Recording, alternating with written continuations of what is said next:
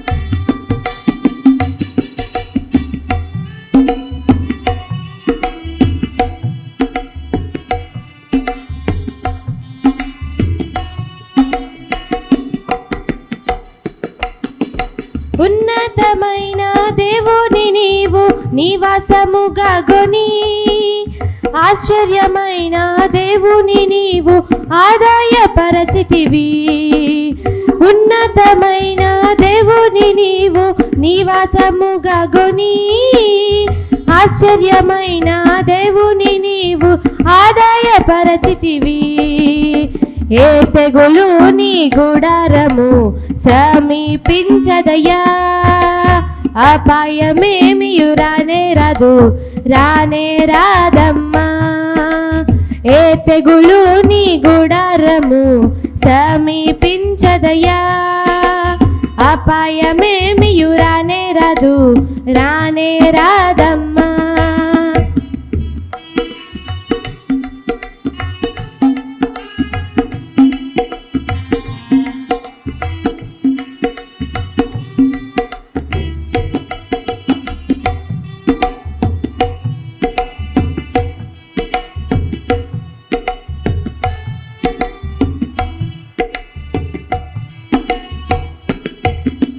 మన యొక్క నివాసము పరలోకమందున్నది, రానయ్యున్న రక్షకుని ఎదుర్కొని సిద్ధపడుమా. మన యొక్క నివాసము పరలోకమందున్నది, రానయ్యున్న రక్షకుని ఎదుర్కొని సిద్ధపడుమా. ఏ తెగులు నీ గుడారము సమీపించదయ్యా, అపాయమేమియు రానే రాదు రానే రాదమ్మా. ఏ తెగులు నీ గుడారము సమీపించదయ్యా, అపాయమేమియు రానే రాదు రానే రాదమ్మా. Thank you. ప్రీతిగల మన యేసు ఎంతో గొప్ప మిత్రుడు, కరుణించి నిలిచి ప్రతి ప్రార్థన ఆలకించును అని మా విశ్వాసంలో నీ కృపతో మమ్మలను బలపరచుమని నా నోటి మాటలు, మా అందరి హృదయ ధ్యానములు నీ దృష్టికి అంగీకారముగా ఉండులాగున నీ ఆత్మాభిషేకం మా అందరికీ అనుగ్రహించుమని యేసు పరిశుద్ధ నామమున అడిగి వేడుచున్నాము తండ్రి, ఆమేన్. దయచేసి కూర్చోనండి. తిరిగి ప్రభు మనకు మరొక శ్రేష్టమైన పరిశుద్ధ ఆరాధన ఇచ్చి ప్రభువును ఘనపరచుటకు, స్తుతించుటకు, దైవ వాక్యమును వినుటకు ప్రభు ఇచ్చిన ఈ సమయాన్ని బట్టి ప్రభువుకి స్తుతులు చెల్లిస్తూ మీ అందరికీ యేసయ్య నామములో తండ్రి కుమార పరిశుద్ధాత్మ నామమున శుభాలు అందిస్తున్నాను. దేవుడు మిమ్మల్ని దీవించి ఆశీర్వదించును గాక. ప్రతి మొర ఆలకించును. ప్రార్థన ప్రాముఖ్యమైనది అని ఈరోజు మన వాక్య సందేశానికి ముందుగా మనందరం కూడా పాడాం. మన సంఘాల్లో, బ్యాప్టిస్ట్ సంఘాల్లో ప్రార్థనకు ప్రాముఖ్యత ఇచ్చే సంఘాలు.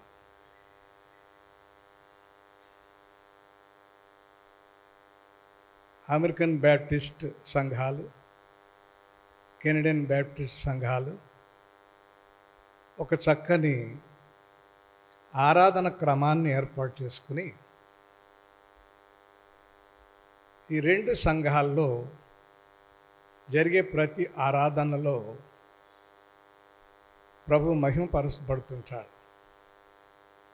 మన 7 జిల్లాలలో ఉన్న బ్యాప్టిస్ట్ సంఘాల్లో ఇదే ఆరాధన జరుగుతూ ఉంటాయి. ఇందాక పాట పాడి వాక్యాన్ని పఠించిన కమలామణి బాబు కుటుంబం జగన్నాయపూర్ ఆలయంలో వారి కుటుంబీకులు దేవుని ఈనాటి కూడా ఆరాధించే కుటుంబీకులే. వాళ్ళ కుటుంబంలో అనేక మంది సేవకులు కూడా ఉన్నారు. అలాగా మరి అక్కడ వారి వివాహం కూడా నేనే చేయడం జరిగింది. అక్కడ జగన్నాయపురంలో ఆ చర్చిని ఏమంటారంటే సెమినరీ చర్చ్ అంటారు. Seminary church. ప్రభు యొక్క కృపలో ఈరోజు మనం జ్ఞాపకం చేసుకోవాల్సినటువంటి మూలమైన విషయాన్ని మన అందరం కూడా జ్ఞాపకం చేసుకోవాల్సిన బద్ధులమై ఉన్నాం. నేను ఆరాధన అంతటికీ మూలంలో మనం దేవుని మహిమపరుస్తూ మనం దీవించబడాలని మన సంఘముల యొక్క ప్రాథమికమైన ఉద్దేశం యేసయ్యను సేవించి యేసయ్య ద్వారా మనము ఈ లోకంలో పరిశుద్ధ జీవితం జీవించడానికి, ఈ లోక జీవితం ముగించిన తరువాత దైవ సన్నిధిలో ప్రభువుతో ఉండడానికి మన ఆరాధనలు మనం చేసుకుంటూ ఉన్నాం. ఈరోజు మనం చేస్తున్న ఆరాధన అంతటిలో 3 విషయాలు మనం స్మరణ తెచ్చుకోవాలి. మొదటిది ఫ్యామిలీ, కుటుంబం. రెండవది సంఘం, చర్చ్. మూడవది సొసైటీ, సమాజం. ఇవి మూలమైనటువంటివి మన ఆరాధనలో. మన వ్యక్తిగత జీవితం ఈ లోకంలో జీవించాలి అంటే ఈ 3 చాలా అవసరమై ఉన్నాయి. కుటుంబము, సంఘము, సమాజం. ఈ ఆరాధన అంతటినీ ఒక రూపానికి తీసుకొచ్చినటువంటి ఘనత మనం జ్ఞాపకం చేసుకోవాలంటే we go back to Old Testament, పాత నిబంధనకు వెళ్ళాల్సిందే. ఎందుకంటే ఈ క్రమాన్ని మనకు తెలియకుండా మనం అర్థం చేసుకోలేనంత రీతిలో ఈ ఆరాధనను ఏర్పాటు చేసిన ఘనత విశ్వాసులకు తండ్రి అయిన అబ్రహాము అని మనం జ్ఞాపకం చేసుకోబోతున్న రోజున. విశ్వాసులకు తండ్రియే కాదు, ఆరాధనకు ఒక నమూనాను సిద్ధం చేసినటువంటి ఘనత అబ్రహాం గారిది. అబ్రహాం జీవితంలో మనం చూచినప్పుడు ఆయన ప్రార్థనతోనే పిలువబడ్డాడు. ఒక విగ్రహారాధికుడుగా ఉన్నప్పుడు, హారానులో గొర్రెలు మేపుకుంటున్నప్పుడు అనూహ్యమైన రీతిలో అబ్రహామును దేవుడు దర్శించాడు. ప్రార్థన అంటే ఎరగనివాడు, దేవుడంటే ఎరగనివాడు, జీవమగల దేవుడు ఎలాగుంటాడో తెలియనివాడు. ఆయన ప్రారంభించినటువంటి జీవితమే మనం చూస్తే అది ప్రార్థనా జీవితంగానే ప్రారంభించబడింది. మన ఆరాధనకు మూలమైనటువంటిది ప్రార్థనా జీవితం అనేటువంటిది మనం జ్ఞాపకం చేసుకుంటున్నాం. అబ్రహాం యొక్క జీవితంలో ఆయన పిలుపును అందుకున్న నాటి నుండి ఆయన ప్రార్థనా జీవితంలో ఆయన ప్రయాణం ప్రారంభించాడు. ఒక స్వరాన్ని విన్నాడు, ఒక జీవం గల దేవుని స్వరాన్ని విన్నాడు. జీవం గల దేవుని స్వరాన్ని విని ఆయన వాళ్ళ ఊరు నుండి బయలుదేరుతూ ఉన్నాడు. ఆ ఊరు నుండి బయలుదేరినటువంటి అబ్రహాం తొలిగా ఆయన దేవునికి బలిపీఠం కట్టాడు. దేవునికి బలిపీఠం కట్టి అక్కడ దేవుని నామమున ప్రార్థన చేశాను. అది మనం చూస్తాం. ఆది కాండంలో మనం ఆ చరిత్ర అంతా చదవగలుగుతాం. 12వ అధ్యాయంలో ఆ 8వ వచనంలో ఆయన యెహోవాకు బలిపీఠము కట్టి యెహోవా నామమున ప్రార్థన చేసెను. సో తన జీవితంలో మొదటిది ప్రార్థనా జీవితం. ప్రార్థన లేకుండా ఏది కూడా ఆయన చేసిన వాడు కాదు. తాను ప్రయాణం చేయాలి అంటే ప్రార్థన లేకుండా ప్రయాణం చేయలేదు. ఎక్కడైనా మజిలీ చేసినట్లయితే ఆ మజిలీలో బలిపీఠం కట్టకుండా లేడు, అక్కడ ప్రార్థన చేయకుండా లేడు. అది ఆరాధనలో తొలి ఘట్టంగా మనం ఆలోచన చేయవచ్చు. ఇది ఒక కుటుంబంతో ప్రారంభించబడినటువంటి ప్రార్థనా జీవితం. అబ్రహాము కుటుంబముతో, అబ్రహాము నాయకుడుగా ఉండి అబ్రహాము ప్రార్థనా జీవితం ప్రారంభించి తన కుటుంబానికి ఆయన ఈ ప్రార్థనా జీవితాన్ని ప్రారంభించారు. బిడ్డలు లేరు, శారాన్ని తీసుకున్నాడు. తనతో పాటు తన తమ్ముని కుమారుడైన లోతుని తీసుకున్నాడు. వారి వరకే పరిమితమైంది. అయితే కాలక్రమములో ఆయన చేసినటువంటి విధానములో కుటుంబ ప్రార్థన నుండి హెచ్చించబడిన రీతిలో మరలా ఆయన ఒక సంఘముగా ఏర్పాటు చేయబడడం అనేటువంటిది మనం జ్ఞాపకం చేసుకుంటాం. ఎందుకంటే నేను నీకు సంతానాన్ని ఇస్తాను, నేను నిన్ను అనేక మందిగా నిన్ను విస్తరింపజేస్తాను,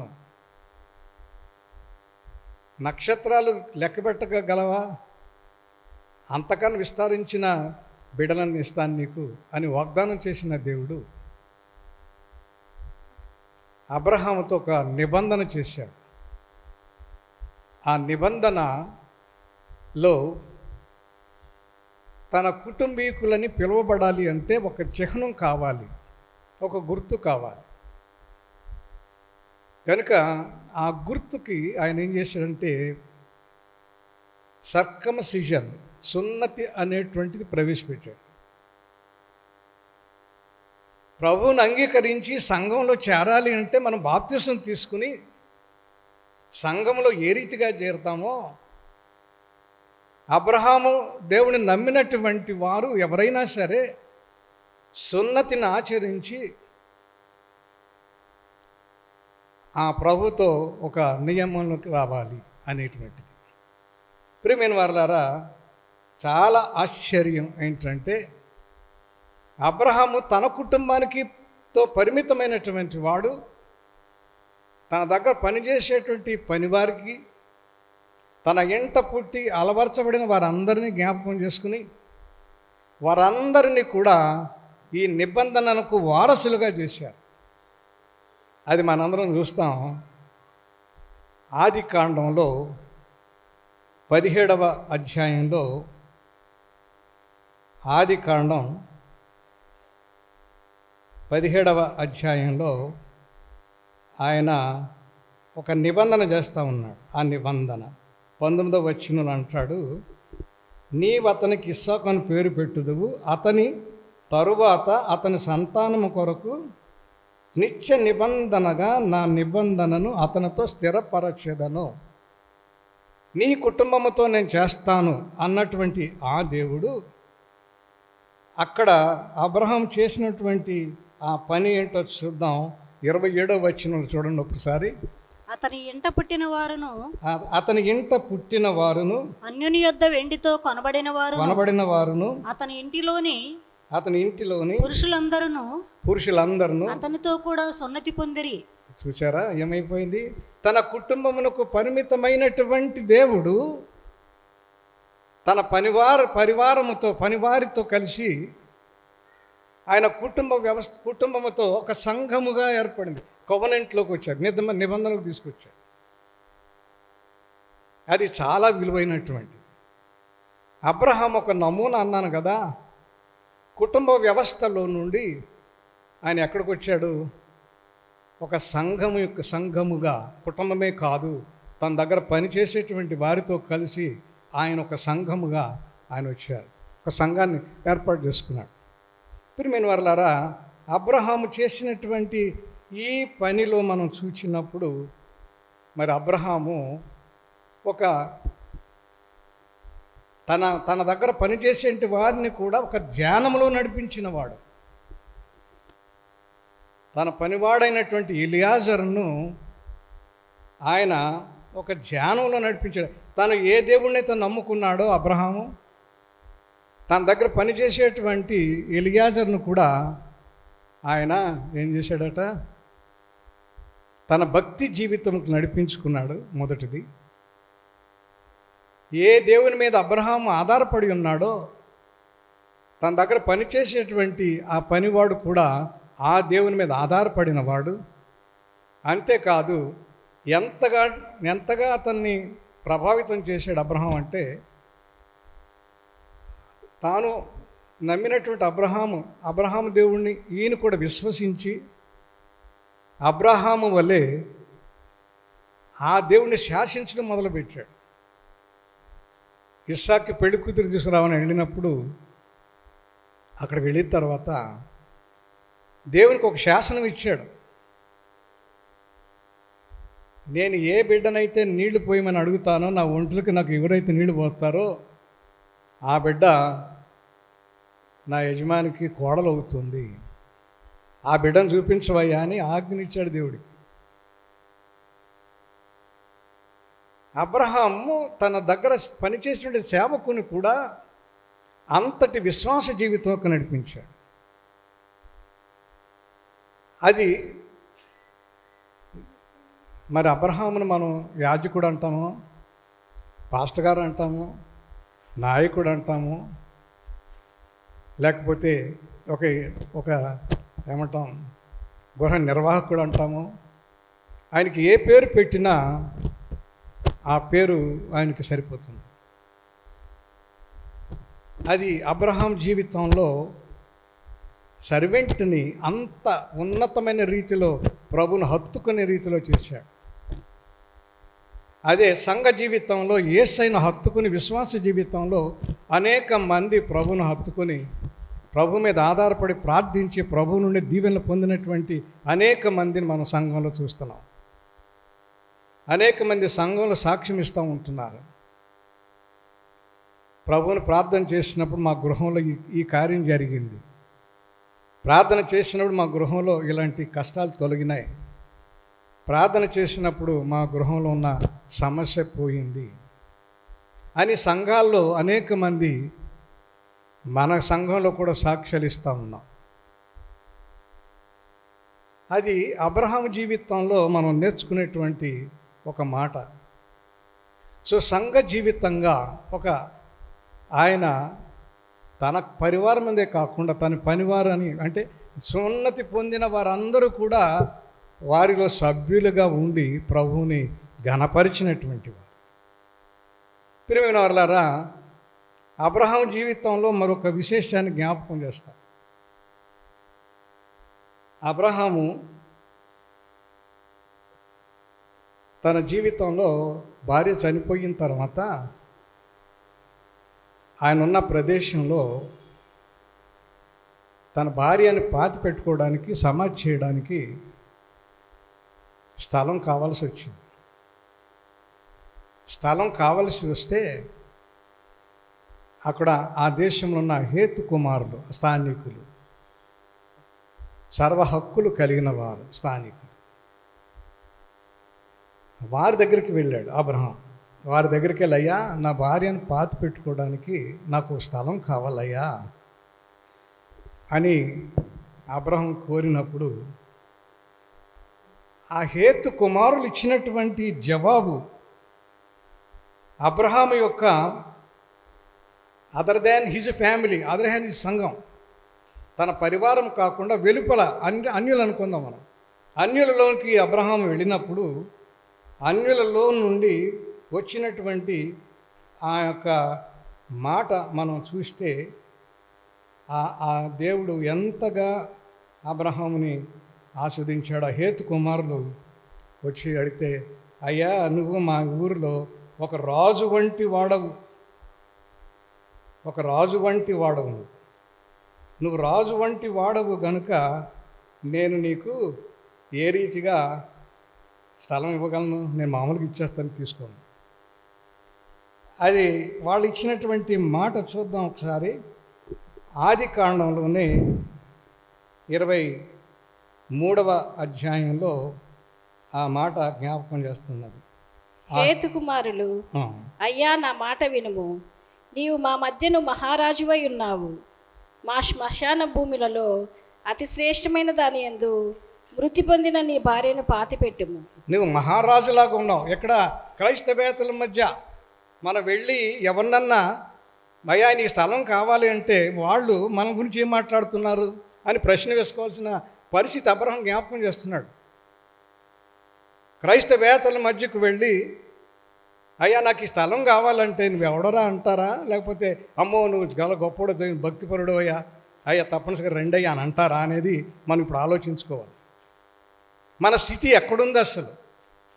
అబ్రహాము ఒక నమూనా చూపిస్తున్నాడు అక్కడ. నమూనా ఏం చూపిస్తున్నాడు? నువ్వేమన్నాడు? నువ్వు మహారాజులాగా ఉన్నావయ్యా. 5-6 వచనాలు మహారాజులాగా ఉన్నావయ్యా. ఏంటయ్యా నువ్వు అడుగుతావు? తీసుకోవయ్యా, నీకు ఇవ్వనోడు ఎవడయ్యా అని. అన్యుల మధ్య క్రైస్తవుడు వెళ్ళి ఏదైనా అడిగినప్పుడు మనకు ఎవరైనా ఆ మాట అనగలిగిన వాళ్ళు ఈ రోజున ఉన్నారా అన్న ప్రశ్న మనం వేసుకుంటే మనం ఎక్కడున్నాం? మనం తిట్టుకోవడానికి ఆలోచన, మన కోసం ఆలోచన, నా సమస్యలే నా ఆలోచన, నా బిడ్డల గురించి నేను ఆలోచన, లేకపోతే నాకు కావాల్సిన వాటి గురించి నేను ఆలోచన. ఎక్కడున్న ఆలోచన? క్రైస్తవేతల దగ్గరికి వెళ్ళాడు అబ్రహాం, అంటున్నాడు స్థలం కావాలంటే నీకు ఎవరయ్యా, రాబయ్యా, తీసుకోవయ్యా. ప్రియమైన వారలారా, ఇది చాలా ఛాలెంజ్తో కూడిన ప్రశ్న మనకి ఈ రోజున. It's a very challenging question.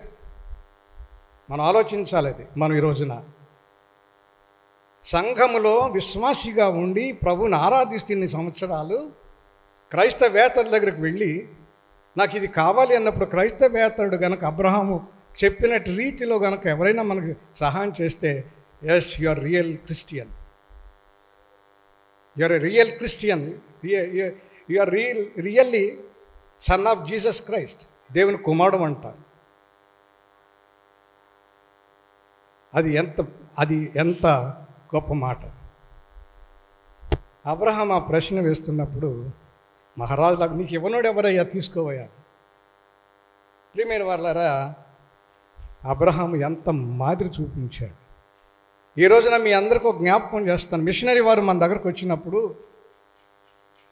Machinery వారును ఇక్కడ వారు చేసే పద్ధతులు, ప్రేమించే పద్ధతులు,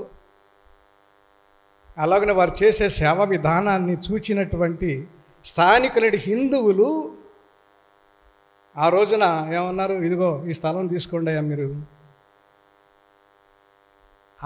ఈ అబ్రహాం కాలం నాటి దినాలు మిషనరీ వారు జ్ఞాపకం చేస్తూ ఉన్నారు. అబ్రహాం కాలం నాటి దినాలు మిషనరీ వారు జ్ఞాపకం చేస్తున్నారు. పిఠాపురం హాస్పిటల్, సిఎంసి రాజులు ఆ స్థలాన్ని 60 ఎకరాలు హాస్పిటల్కి ఇచ్చారు ఆ దినాలు. ఇప్పుడు 30 ఎకరాలు ఉంది అక్కడ. మెక్లరిన్ కాంపౌండ్ 28 ఏకర్స్, 28 ఎకరాలు. ఎలాగొచ్చినాయి? మీరు మహారాజులాగా సేవ చేస్తున్నారు, సేవకు ఉపయోగించండి అని ఇచ్చినటువంటి ఆస్తులు అవన్నీ కూడా. క్రైస్తవేతరుల మధ్య మిషనరీ వారు వచ్చి మన కొరకు ఇన్ని ఆస్తులు సంపాదించారు. అబ్రహాము ఒక నమూనా చూపించాడు. ఆ నమూనా అది మిషనరీ వారిలో జరిగినటువంటి నమూనా. అది ఈ నమూనా మనం జ్ఞాపకం చేసుకుంటే వేర్ ఆర్ వి నౌ? అబ్రహామేమో తన భార్యను పాతిపెట్టి కూడా స్థలమడట బయటకు వెళితే ఈ రోజున మనమేమంటున్నాం? ఈ స్థలం బయటోడా రా, ఈ స్థలం పట్టుకుపో.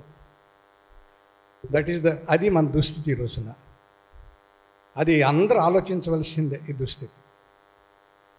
అబ్రహాము ఒక మాదిరిగా కనబడుతున్నాడు. ఇప్పుడు అబ్రహాము కుమారుడని ఇస్సాకు పెళ్లి కూతురు వచ్చే దినానికి ఎక్కడున్నాడంటే జానింప పొలంలో ఉన్నాడట. జానింప పొలంలో ఉన్నాడు. అబ్రహాము జ్ఞానములు నేర్పించిన వాడు, ఘనత, ఏకైక కుమారుడని వదిలిపెట్టలే, జ్ఞానంలోకి రామన్నాడు. ప్రియమైన వాళ్ళారా, చాలా ఆశ్చర్యకరమైన విషయాలు. ఇదంతా అబ్రహాము మనకు ఒక మాదిరి. కుటుంబ జీవితమునకు, సంఘ జీవితమునకు, సమాజ జీవితమునకు ఆయన ఒక మాదిరిగా కనబడుతున్నాడు. ఈ మాదిరి జీవితం ఏమైపోయింది? అబ్రహాము తర్వాత వచ్చిన మాదిరి జీవితం ఎందుకు ఆ రీతిగా అయిపోయింది అని మనం ఆలోచన చేసినట్లయితే ఒక విచిత్రమైన విషయాలు మనం జ్ఞాపకం చేసుకో తప్పదు. వాళ్ళ ఊరు పంపించాడు అబ్రహాము పెళ్లి కూతురు తెమ్మని. వాళ్ళ ఊరు వెళ్ళారు. ఆ ఊరు నుండి పెళ్లి కూతురుని తీసుకొచ్చాడు. ఆ పెళ్లి కూతురుని తీసుకొచ్చిన తర్వాత తీసుకురావడానికి వెళ్ళినప్పుడు అక్కడ ఆ ఒంటెలకి ఆయనకి నీళ్లు పెట్టింది ఎవరు? మన అందరికి తెలిసిన రెబెకా, కోడలు రెబెకా. రెబెకా సామాన్యురాలు అనుకుంటున్నారా మీరు? సామాన్యురాలే, అసాధ్యురాలా? ఒక ఆశ్చర్యం ఏంటంటే ఒంటిలకి ఆయనకి నీళ్లు పెట్టి కూలి ఎంత పట్టుకుందండి? కూలి తీసుకుందా? మనం ఏం చేస్తాం? ఎవరైనా సహాయం చేస్తే ఏమంటాం? పోలేమ్మ, చిన్న సహాయం వద్దులయ్యా సహాయం చేసి, నేను సహాయం చేస్తే వద్దులయ్యా, ఆ సహాయం వద్దులే, చక్కగా సహాయం చేసి థ్యాంక్ యూ సో మచ్, వద్దులయ్యా మీరేం ఇవ్వద్దండి. బంగారం కాజేసిందా? నీళ్లు పోసి బంగారం కాజేసి. విషయం చెప్పమంటారా? తను ఒక్కతే కాదు, తన చెలికత్తలు ఉన్నారుగా, అందరూ ఉన్నారుగా, అందరూ కలిసి పోసారు నీళ్ళు. కానీ ఈమె ఘనత పొందింది. ఆమెలో ఉన్నటువంటి ఒక ప్రత్యేకమైన క్యారెక్టర్. ఆ రోజున అయ్యా నేను నీళ్ళే పోసాను కదయ్యా, ఎందుకయ్యా, వద్దయ్యా, కాదయ్యా అని అనాల్సిందేగా, అని అనలేదుగా. ఆయన ఇచ్చాడు కనుక పుచ్చేసుకున్నాను. కానీ ఆమె ఎవరాలు అందగత్తి కనుక యాక్టివ్గా ఉంది, పనులను చక్కగా చేసి పెట్టింది, నీళ్లు పోసింది, అన్నీ పోసింది, యాక్టివ్ గంతులేసింది. మా ఇంటికి రా, మా ఇంటి దగ్గర మేత కూడా ఉందండి, ఆ హాస్పిటాలిటీ పంపించింది, అందరూ తీసుకెళ్ళి. ఇదంతా బాగానే ఉంది, పెళ్ళైపోయింది, ఇంటికి వచ్చింది. సాధారణంగా వివాహం జరిగినప్పుడు అబ్రహాం జ్ఞాపకం చేసుకోం, కానీ ఇస్సాకుని రెబెకాని మాత్రం జ్ఞాపకం చేసుకుంటాం. ఎందుకు జ్ఞాపకం చేసుకుంటామంటే రెబెకా తన ఊరు విడిచిపెట్టి వెళ్ళిన తర్వాత మళ్ళీ ఎప్పుడూ తన ఊరు వెనక్కి రాలేదు. మా అన్నయ్యని చూసుకోవాలా, మా ఊరు చూసుకోవాలి అనేటువంటి ఆలోచన ఆ అమ్మాయికి ఎప్పుడూ రాలేదు. అది చాలా విలువైనటువంటిది. ఈ రోజున మనం జ్ఞాపకం చేసుకోవాల్సిందే మనందరం కూడా. ఒకసారి కుటుంబ వ్యవస్థలో ప్రవేశించినప్పుడు ఆ కుటుంబాన్ని కట్టడానికి మనం ఉండాలి, కానీ మనం నేను తల్లింటికి వెనక్కి చూడాలా? తండ్రి సంపాదనలో కొంత కావాల్సి వస్తుంది, నాకు కొంత కావాలి, ఆశించేటువంటి పరిస్థితులు, రకరకాలైన రీతిలో మనం సమస్యలు. కానీ రెబెకా ఎప్పుడు మళ్ళీ వెనక్కి రాలేదు. కానీ మరి ఆమె చేసినటువంటి ఆ సేవ ఫలితానికి ఆమె నిజంగా ధన్యురాలై ఆమె ఇస్సాకుకి భార్యగా వచ్చింది. ధన్యురాలుగా ఇస్సాకుకి భార్యగా వచ్చింది. ప్రియమైన వారలారా, ఇక్కడ జరిగినటువంటి సన్నివేశం మనం చూడాలా. అక్కడ దేవునితో ఆమె కాంటాక్ట్లో వచ్చింది. అంతకుముందు ఎంత ఆ ఇస్సాకు వల్ల ఎంత డివోషన్ ఉందో నాకు తెలియదు, కానీ అవే మనకు రాయబడలేదు, కానీ కాంటాక్ట్లోకి వచ్చింది. ఆ కాంటాక్ట్లోకి వస్తే దేవుడు మరి ఆమెకు మరి ఒక మాట ఇచ్చాడు. ఆమెకు ఆ మాట ఇచ్చినప్పుడు ఆమె ఆ దేవుని యొక్క మాటను ఆమె ఆలకించింది. ఏంటంటే పెద్దవాడు చిన్నవానికి దాసుడగును అన్న మాట. ప్రియమైన వారలారా, మరి ఈ కుటుంబంలో ఇంత పరిశుద్ధమైన సంఘముగా కట్టిన అబ్రహాం సంఘం, పరిశుద్ధమైన కుటుంబముగా జీవించిన కుటుంబం, సమాజం దగ్గర కూడా మంచి పేరు పొందిన కుటుంబం ఏమైపోయింది అంటే కుటుంబంలో తేడా వచ్చేసింది. ఏమిటి తేడా వచ్చింది? ప్రేమలలో తేడా వచ్చినాయి, ప్రేమలో వైషమ్యాలు వచ్చినాయి, కుటుంబ ప్రేమలో వైషమ్యాలు వచ్చినాయి, సమాజ సేవలో వైషమ్యాలు వచ్చినాయి, సంఘ సేవలో వైషమ్యాలు వచ్చినాయి. ఆ వైషమ్యాల్లో ఒకరిని ప్రేమిస్తే ఇంకొకరిని ప్రేమించడం, దట్ ఈస్ ద డ్రాబ్యాక్. ఇద్దరు కలిసి ఇస్సాకు రెబెకా ఇద్దరు కలిసి ఇద్దరు బిడ్డలను కూడా ఒకే రూపంలో పెంచవలసినటువంటి వారు, ప్రార్థనా జీవితంలో జీవింపజేయాల్సిన వారు, ఒకే రీతిలో ధ్యానంలో ఉంచవలసిన వారు ధ్యానం నుండి బయటకు వచ్చేసారు. అక్కడ ఇస్సాకు ఎవరిని ప్రేమించాడు? పెద్ద కొడుకుని ప్రేమించాడు. మరి చిన్న కొడుకు సంగతి అమ్మ ప్రేమించింది. కుటుంబంలో ఒక చీలిక, ప్రేమలో చీలిక, ఆత్మీయతలో చీలిక, సామాజిక దీవెనలో చీలిక ఏమైపోయిందంటే వైషమ్యాలు రావడం జరిగింది. ప్రియమైన వారలారా, దేవుడు వాగ్దానం చేశాడు, చిన్నవాడు దాసుడై ఉంటాడు కదా, నువ్వు దాసుడై ఉంటాడు కదా చిన్నవాడు, కనుక అది దేవుడు చేసేటువంటి కార్యం అనేటువంటి మాట ఆమె మర్చిపోయింది. ఎప్పుడైనా దేవుడు వాగ్దానం చేస్తే ఆయన చేసే వాగ్దానం నెరవేర్చే దేవుడు. ఆవిడ చిన్నవాడికి పెద్దవాడు దాసుడు అయితే అది దేవుడిచ్చినటువంటి ఆజ్ఞ, దేవుడిచ్చినటువంటి దీవెన. ఆ దీవెన ఎవరిస్తాడు? దేవుడే ఇస్తాడు. నువ్వు దానిలో జోక్యం చేసుకోక్కర్లేదు. నువ్వు దానిలో జోక్యం చేసుకుంటే ఎన్ని సమస్యలు వస్తాయో. ఈరోజు ఈ ఆమె రెబెకా జ్ఞాపకం చేస్తుంది, అన్ని సమస్యలు వస్తుంది జ్ఞాపకం చేస్తుంది రెబెకా. దేవునికి విడిచిపెట్టలా. హెబ్రీ పత్రికలో పౌలు చక్కగా రాస్తాడు, 10:23 అంటాడు, ఏమన్నాడు? వాగ్దానం చేసిన దేవుడు నమ్మదగినవాడు. దేవుడు మనకు ఏదైనా వాగ్దానం చేస్తే నమ్మదగినవాడు అన్నది మనం జ్ఞాపకం చేసుకోవాలి. నేను చాలాసార్లు చెప్పాను మీకు, మెక్లాన్ హై స్కూల్లో రాజకీయాల్లో నేను అక్కడ ఉద్యోగం చేయలేకపోతున్నాను, ఏడుస్తుండేది నా భార్య. నేను దేవుడిని అడిగాను, నీవు ఇవ్వాలా, మనుషులు కాదు, నాయకులు కాదు ఇవ్వాల్సిన ఉద్యోగం, నీవు ఇవ్వాలా, నువ్వు నిరూపించుకోమన్నా. That was my prayer. దేవుడు నాకు వాగ్దానం చేశాడు. నేను ఘనంగా చెప్తున్నాను ఈ రోజున, దేవుడు నాకు వాగ్దానం చేశాడు. She is going to get job in municipality. నేను నా భార్య కూడా చెప్పలేదు, వచ్చే వరకు నా భార్యకి చెప్పలేదు నేను. దేవుడు వాగ్దానం చేసిన దేవుడు ఎప్పుడు మర్చిపోడు. మనం అనుకుంటాం ఏంటి ఇలా జరుగుతుంది, ఏం జరుగుతుంది దేవా, మరి చిన్నోడు కదా, దీని అంతటా హక్కుదారుడు కదా, వాడిని ఏ రీతికైనా నేను తీసుకొస్తానమ్మా, తీసుకొస్తానా, ఏ రీతికైనా వాడికి అప్పగించాలి కదా, దేవుడు చెప్పాడు కదా అని రెబెకా అనుకుంటుంది. కానీ దేవుడు నమ్మదగిన వాడు అనేటువంటి మాట ఎప్పుడు గమనించలా. అబ్రహాం కూడా మనం చూస్తే ఆయన ఓర్పుతో సహించి ఆయన వాగ్దాన ఫలం పొందాడు. అబ్రహాం పోరాడలేదు, సహించాడు, ఎదురు చూచాడు, నిరీక్షించాడు.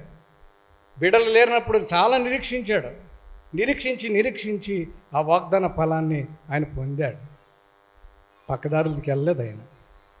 ఈ రిబకా చేసినటువంటి ఈ పనిలో మనం చూసినప్పుడు రిబకా దేవుని చిత్తాన్ని నెరవేర్చాలి, దేవుడు చూసుకుంటాడనేటువంటి మాట మర్చిపోయింది. కొడుకు అబద్ధాలు నేర్పడం మొదలుపెట్టింది. మోసం చేయడం మొదలుపెట్టింది. అబద్ధాలు ఆడరా, మోసం చేయరా. ప్రియమైన వారలారా, చాలా చాలా విచిత్రమైనటువంటి మాట అది. పైగా ఏమంటుంది, నువ్వు అబద్ధం ఆడు, మోసం చెయ్యి, అదేంటో అదంతా ఆ పాపం అంతా నా మీద పడుతుంది, లేరా వెళ్ళరా అన్నాడు. చూద్దాం ఒకసారి ఆదికాండం 27వ అధ్యాయంలో 13వ వచనం చూద్దాం ఒకసారి. ఆదికాండం 27:13 వచనం. అయినను అతని తల్లి నా కుమారుడా ఆ శాపము నా మీదికి వచ్చును గాక నీవు నా మాట మాత్రము పోయి విని వాటిని నా యొద్దకు తీసుకుని రమ్మని చెప్పగా, చాలు, అరే నా మాటను రా, ఆ శాపం నా దగ్గరికి వస్తుంది లేరా. కొడుకు ఏమి నేర్పించింది? మోసం నేర్పించింది, అబద్ధం నేర్పించింది. ఎంత సమస్యలు వచ్చింది అంటే చివరికి అన్న తమ్ముని చంపాలని అన్నంత రీతిలోకి వెళ్ళిపోయాడు. దేవుని వాగ్దానం కొరకు మనం కనిపెట్టాల్సిన వాళ్ళం పోయి, ప్రార్థించవలసిన పోయి, మనం చేసేటువంటి ఆకృత్యాల వలన కలిగేటువంటి పరిస్థితి ఏంటి ఇక్కడ ఈ రోజునంటే, వీడెక్కడ దూరదేశం పారిపోయాడు, వెళ్ళిపోవాల్సి వచ్చిన పరిస్థితి వచ్చింది. ఈ పరిస్థితుల్లో ప్రియమైన వారు ఒక మాట ఏంటో తెలుసునండి. ఆ యాకోబు అమ్మను విడిచిపెట్టి యవ్వనంలో వెళ్ళిపోయాడు. మళ్ళీ తిరిగి వచ్చినాడు, మళ్ళీ అమ్మ లేదు. నాన్న ఉన్నాడు కానీ అమ్మ లేదు. అమ్మ చనిపోయింది. ఎన్ని నేర్పించిన అమ్మ, నా కొడుకు ఇంత బాగున్నాడు, సంపాదించుకొచ్చాడు, దీవించబడ్డాడు అన్న మాట కూడా వినలేనటువంటి స్థితిలోకి వెళ్ళిపోయాడు. ప్రియమైన వారలారా, మరి ఆమె జీవితం మనం ఆలోచన చేస్తే, దేవుని చిత్తము కొరకు కనిపెట్టవలసిన వారమై ఉన్నప్పుడు కంపల్సరిగా సమస్యలు వస్తాయి. దేవునికి మనం అప్పగించినప్పుడు దేవుడు సమస్తం కూడా సానుకూలపరుస్తాడు, శాంతి చేస్తాడు, సమాధానపరుస్తాడు. అబ్రహాం జీవితంలో శాంతి సమాధానం ఇచ్చాడు. ఇస్సాకు రిబకా జీవితాల్లో శాంతి లేదు, సమాధానం లేదు. కుటుంబంలో అలజడి, పారిపోవడం, ఏమి సంబంధం లేనటువంటి పరిస్థితి, అన్నదమ్ములు కలవలేని పరిస్థితి. గనుక ప్రియమైన వారలారా, ఆ యేసయ్య మన జ్ఞాపకం చేస్తున్నాడు. అవన్నీ కూడా అది నేను ఆ పాపం అంతా నా మీద అయిందిరా, ఏయిరా అందగా, అదేదో నా మీద అయిందిరా అందగా. ఆ యేసయ్య ఇప్పుడు అంటున్నాడు, మీ పడేటువంటి కష్టాలు, భారాలు, మోసాలు ఇవన్నీ కూడా నా మీద అయ్యండి, నేను మీకు విశ్రాంతి కలుగు చేస్తాను.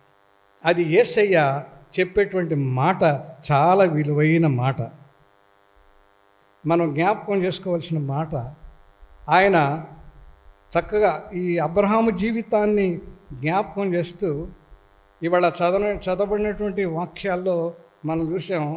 24వ అధ్యాయం, ఈ మత్తయి సువార్త 24వ అధ్యాయంలో ఈ అబ్రహాము యొక్క జీవితాన్ని he is depicting the life of Abraham. చూద్దాం ఇక్కడ 24వ అధ్యాయంలో ఆయన చెప్తున్న మాట, ఒక యజమానిగా మాట్లాడుతున్నట్టు మాట చూద్దాం. అక్కడ 45వ వచనం చూద్దాం. 24వ అధ్యాయం 45వ వచనం. యజమానుడు తన ఇంటి వారికి తగిన వేళ అన్నం పెట్టుటకు వారిపైన ఉంచిన నమ్మకమైన వాడును బుద్ధిమంతుడైన దాసుడెవడు? యజమానుడు వచ్చినప్పుడు ఏ దాసుడు ఇలాగు చేయుచుండుట అతడు కనుగొనునో ఆ దాసుడు ధన్యుడు. చాలమ్మా. కనుక యేసయ్య అంటున్నాడు, దాసులని మీకు నేను అప్పగించాను, నేను మీ చేతిలో పెట్టాను నేను. అబ్రహాం చేతిలో పెట్టినప్పుడు అబ్రహాము చాలా విలువైన రీతిలో కుటుంబాన్ని పెంచాడు. ఇస్సాకు జీవితంలో పెట్టినప్పుడు ఏమైపోయిందంటే అన్ని వైషమ్యాలు సమస్యలు వచ్చినాయి. కానీ ఇప్పుడు అంటున్నాడు, అది జ్ఞాపకం చేస్తున్నాడు. యేసయ్య అంటున్నాడు, నీ ధన్యుడవుతావు. ఏ జ్యేష్ఠుడైతే నేను చెప్పిన మాట వింటాడో, నా వాక్య ప్రకారం వింటాడో, నన్ను ప్రేమిస్తాడో, నా మాట కట్టుబడి ఉంటాడో, నా మాట ప్రకారంగా ఇప్పుడు కనిపెడతాడో వాడు ధన్యుడు అనేటువంటి మాట ఆయన జ్ఞాపకం చేస్తున్నాడు. కనుక ప్రియమైన వారలారా, ఈ రోజున మనం జ్ఞాపకం చేసుకోవాల్సిన మాట చూస్తే కొంచెం ఆశ్చర్యకరమైన విషయాలు మనం చూస్తాం. ఎందుకంటే ఈ యూదులు కొంతమంది క్రేతు ద్వీపానికి వెళ్ళినప్పుడు అక్కడ సువార్తకి మన వాళ్ళు వెళ్ళారు. పౌలు వారు వెళ్ళినప్పుడు అక్కడ జరిగినటువంటి ఒక విశేషాన్ని పౌలు మనకి జ్ఞాపకం చేస్తున్నాడు. అది తీతుతో మాట్లాడుతూ పౌలు, తీతు పత్రిక చూద్దాం ఒకసారి. తీతు పత్రిక 1వ అధ్యాయంలో 10వ వచనం చూద్దాం ఒకసారి. అనేకులు విశేషముగా సున్నతి సంబంధులను అవిధేయులను వదరబోతులను మోసపుచ్చువారునై ఉన్నారు. అక్కడ యోధా సమాజం ఉంది. ఆ క్రేతులో ఉన్న యోధా సమాజం లోకస్తులో కలిసిపోయారు. లోకస్తులో కలిసిపోయి లోకస్తులలో ప్రవర్తించడానికి, లోకస్తులో జీవించడానికి వారు ప్రారంభం చేశారు. అలాంటి సమయంలో సువార్త అక్కడికి వెళుతున్నప్పుడు పౌలు జ్ఞాపకం చేస్తున్నాడు, ఎలాంటి వాళ్ళు చూద్దాం. 12వ వచనం చూద్దాం. ఎలాంటి వారు? క్రేతీయులు, ఎల్లప్పుడూ క్రేతీయులు. 12వ వచనమా? క్రేతీయులు ఎల్లప్పుడూ అబద్ధికులు, దుష్ట మృగములను సోమరులకు తిండిపోతున్నై ఉన్నారు. ఈ సాక్ష్యము నిజమే కదా.